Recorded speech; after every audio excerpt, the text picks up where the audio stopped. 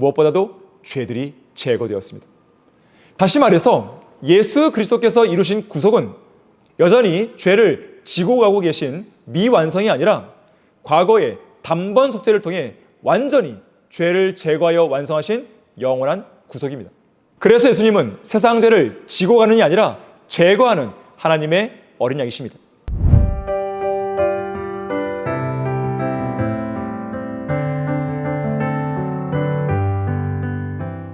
안녕하십니까?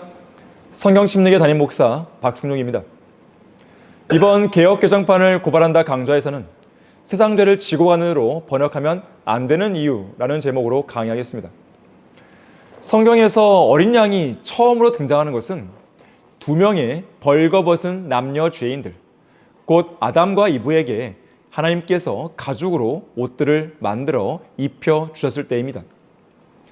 또 주 하나님께서는 아담과 그 아내에게 가죽으로 옷들을 만들어 그들에게 입히시느라. 여기서의 가죽은 양가죽입니다. 히브리어 구약 성경에 아람어 번역본인 탈굼에 나오듯이 뱀의 가죽이 아닙니다. 뱀은 마귀를 상징하죠. 이 가죽은 양의 가죽, 특히 어린 양의 가죽이었습니다. 왜냐하면 어린 양은 성경 전체에서 세상 죄를 제거하시는 예수 그리스도의 강력한 예표가 되는 동물이기 때문입니다. 이렇듯 지구상에서 최초로 죽임을 당한 짐승은 어린 양이었습니다.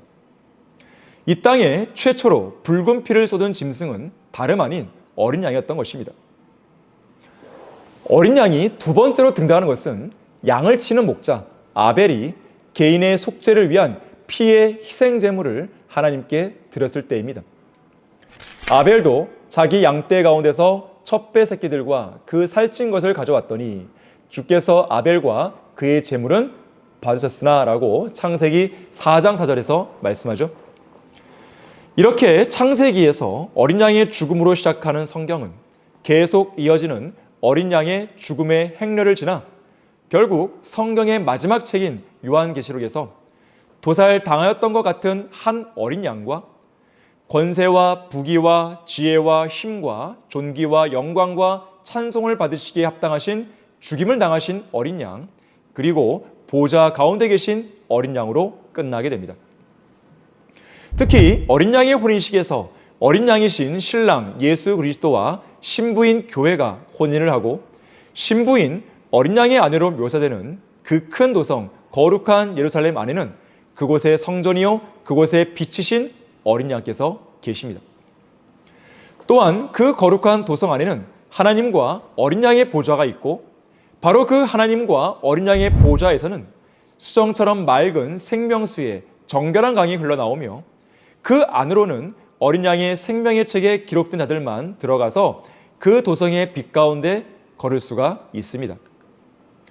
한편 성경의 저자이신 성령 하나님께서는 어린 양에 관한 진리를 피의 책인 성경 안에 펼쳐놓으실 때 개인을 위한 희생 제물부터 시작해서 집안을 위한 희생 제물과 한 민족을 위한 희생 제물과 인류 전체를 위한 희생 제물에 이르기까지 그리고 종국에는 모든 찬양과 영광과 존귀를 받으시는 가운데 영광의 보좌에 앉아 계신 어린 양으로까지 순차적으로 전개하고 계십니다.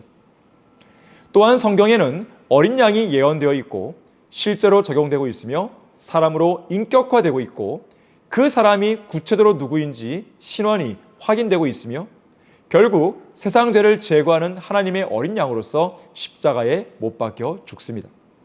그분이 바로 하나님의 아들이신 예수 그리스도십니다. 주님은 어린 양이심과 동시에 양의 목자이기도 하십니다. 양들의 큰 목자요 위대한 목자장이신 것입니다. 한편 성경에는 예수 그리스도를 예표하는 인물들 중에는 목자가 많죠. 아벨이 그렇고 아브라함, 이삭, 야곱, 요셉 등도 그렇습니다. 무엇보다도 이스라엘의 위대한 두 지도자인 모세와 다윗도 목자였습니다. 한 번은 아브라함이 하나님의 명령에 따라 독자 이삭을 번제물로 바치기 위해 모리아 땅에 갔을 때 그의 아들 이삭이 이렇게 물었습니다. 나의 아버지여, 불과 나무를 보소서. 그런데 번제에 쓸 어린 양은 어디 있나이까? 그러자 아브라함은 미어지는 가슴을 애써 억누르면서, 하지만 하나님께서 죽은 자들로부터 이삭이죠, 그를 살리실 수 있을 거라는 믿음으로, 내 아들아, 하나님께서 잘 들으십시오, 자신을 번제에 쓸 어린 양으로 마련하실 것이라고 대답했습니다. 자, 그런데 아브라함의 답변은 문맥적으로 어딘가 어색해 보입니다. 왜냐하면 이삭이 물은 것은 어린 양은 어디 있나이까? 라는 질문이었기 때문입니다. 따라서 내 아들아, 하나님께서 친히 번제에 쓸 어린 양을 마련하실 것이라고 대답하는 것이 자연스러운 답변처럼 보입니다. 이런 이유로 변개된 성경들은 성령님의 실수 아닌 실수를 바로잡기 위해서 himself란 영어 단어를 God 바로 뒤에 위치시킴으로써 하나님께서 친히 또는 자기를 위하여 마련하실 것이라는 답변으로 변개시켰습니다. 그래서 개역 개정판과 개역 한글판 성경은 번제할 어린 양은 하나님이 자기를 위하여 친히 준비하시라고 변개시켰고, 표준 세번역 역시 번제로 바칠 어린 양은 하나님이 손수 마련하여 주실 것이라고 변개시켰습니다. 또한 성경 번역이 무엇인지 제대로 모르고 바르게 보존된 성경도 최종 권위도 무엇인지 모르는 어리석은 정동수 역시 다른 변개된 한글 성서들처럼 똑같이 변개시켰으니 흥변역에서 번제의 헌물로 쓸 어린 양은 하나님께서 자신을 위하여 예비하시라고 변개시킨 것입니다.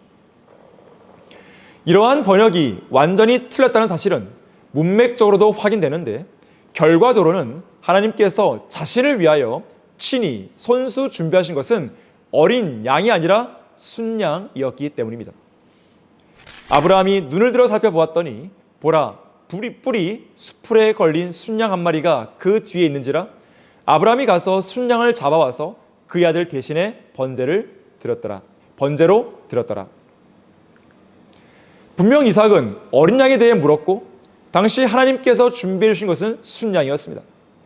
그리고 이 과정에서 아브라함은 하나님께서 자신을 번제에 쓸 어린 양으로 마련하실 것이라고 답변했습니다. 동문서답처럼 보이는 이 대답은 사실 예언이었습니다. 그것이 구체적으로 무엇인지, 정확히 어떤 내용을 말하는 것인지, 또 어떤 시기를 지시하시는 것인지에 관해 아브라함이 제대로 알지 못했다 해도 하나님께서는 아브라함의 입술과 말을 사용하셔서 예언을 말하게 하신 것입니다. 특히 아브라함은 선지자였다는 것을 주목하십시오.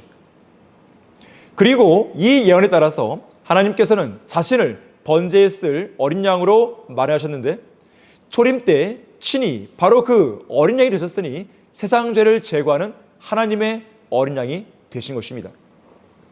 하나님의 어린 양이신 예수 그리스도께서는 육신으로 나타나신 하나님이셨고, 한 아이이자 한 아들이시면서도 동시에 영원하신 아버지로도 불리십니다. 심지어 예수님은 나와 나의 아버지는 하나라고도 말씀하셨습니다.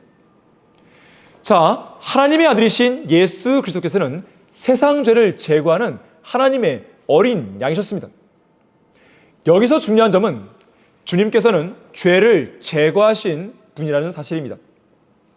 하지만 변개된 한글 성서들은 모두 한결같이 죄를 지고 가신 분으로 변개시켰습니다. 개역 개정판과 개역 한글판 성경은 세상 죄를 지고 가는 하나님의 어린 양이라고 변개시켰고, 표준 세번역은 세상 죄를 지고 가는 하나님의 어린 양입니다 라고 변개시켰으며, 쉬운 성경은 세상 죄를 지고 가시는 하나님의 어린 양이십니다 라고 변개시켰습니다. 하지만 예수 그리스도께서는 세상 죄를 지고 가신 것이 아니라 세상 죄를 제거해 버리셨습니다. 구약 시대에 어떤 동물의 희생 제사로도 제거될 수 없었던 그 죄를 예수 그리스도께서 자신의 피로 단번에 완전히 제거하신 것입니다.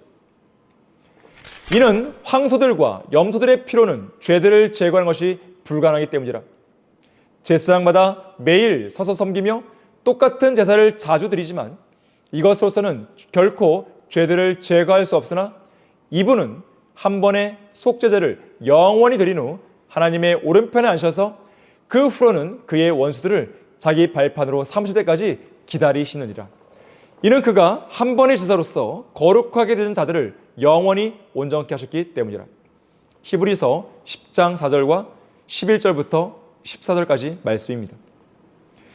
다시 말해서 예수 그리스도께서 이루신 구속은 여전히 죄를 지고 가고 계신 미완성이 아니라 과거의 단번 속죄를 통해 완전히 죄를 제거하여 완성하신 영원한 구속입니다. 자, 구약과 신약 사이의 중요한 차이점 중 하나는 죄사함과 구속의 차이입니다. 이러한 차이가 발생하는 이유는 하나님께 드려진 제물들의 피해 효력이 본질적으로 다르기 때문입니다. 구약의 율법 아래 살았던 유대인들은 죄의 사함, 곧 죄를 용서받을 수 있는 근거가 짐승들의 피였습니다. 하지만 짐승들의 피에는 몇 가지 한계가 있었습니다. 우선 죄와 허물이 용서되었지만 범법자가 깨끗하게 되지는 못했습니다. 죄들을 제거하는 것이 불가능했고 지성소로 들어가는 길도 마련해 주지 못했습니다. 자, 그래서 구약의 성도들은 죄가 용서되어 구원을 받았어도 죽은 뒤에 곧바로 셋째 하늘의 낙원, 곧 온 우주에서 가장 거룩한 장소인 셋째 하늘의 지성소로 올라가지 못했고 정해진 때가 이를 때까지는 땅 아래에 있는 임시 장소인 아브라함의 품, 즉 지하 낙원에 머물러 있어야 했습니다. 또한 죄인들의 양심을 온전케 하지 못했고 정결케 하지도 못했습니다. 그 결과 계속해서 죄들에 대한 의식이 남아 있을 수밖에 없었고 해마다 죄들이 다시 기억날 수밖에 없었던 것입니다. 피의 효력도 영원하지 못했기에 희생제사를 해마다 여러 번 자주 반복해서 드려야만 했습니다. 자, 이처럼 구약시대에는 동물의 피의 효력이 죄를 용서하는 것에만 국한되어 있었습니다. 죄 사함만 있었던 것이고 구속은 없었습니다. 그래서 옛 언약 속에 묶여있던 구약 성도들에게는 온전하고 영원한 구속이 필요했습니다. 이것을 위해서 새 언약의 중보자이신 예수 그리스도께서 피를 흘려 죽으신 것입니다. 이런 연유로 그는 새 언약의 중보자이시니 이는 첫 언약 때에 범죄한 것들을 구속하시려고 죽으심으로써 부르심을 받은 자들로 그 영원한 유업의 약속을 받게 하시려는 것이라. 그 결과 구속이 이루어졌으니 죄와 허물이 용서되는 것은 물론 온전히 깨끗하게 되었습니다. 지성소로 들어가는 길도 열렸습니다. 이제는 누구든지 예수님을 구주로 믿기만 하면 하나님의 영광에 이를 수 있습니다. 죽은 뒤에 지하 낙원이 아닌 셋째 하늘의 낙원으로 곧바로 올라가는 것입니다. 구약 성도들도 예수 그리스도께서 부활하셨을 때 지하 낙원을 빠져나가 셋째 하늘로 올라갔습니다. 죄인들의 양심이 온전해지고 정결케 되었습니다. 따라서 죄들에 대한 의식이 더 이상 남아있지 않고 계속 반복해서 기억할 필요도 없습니다. 피의 효력은 영원합니다. 그래서 해마다 여러 번 매일 자주 반복해서 드릴 필요도 없어졌습니다. 무엇보다도 죄들이 제거되었습니다. 그래서 예수님은 세상 죄를 지고 가는이 아니라 제거하는 하나님의 어린 양이십니다. 이것은 예수 그리스도의 보혈을 통해 죄들이 제거된, 즉 구속의 결과입니다. 예수님은 결코 죄를 지고 가신 것이 아니라는 것을 꼭 명심하시길 바랍니다. 그리스도인은 한글 킹제임스 성경을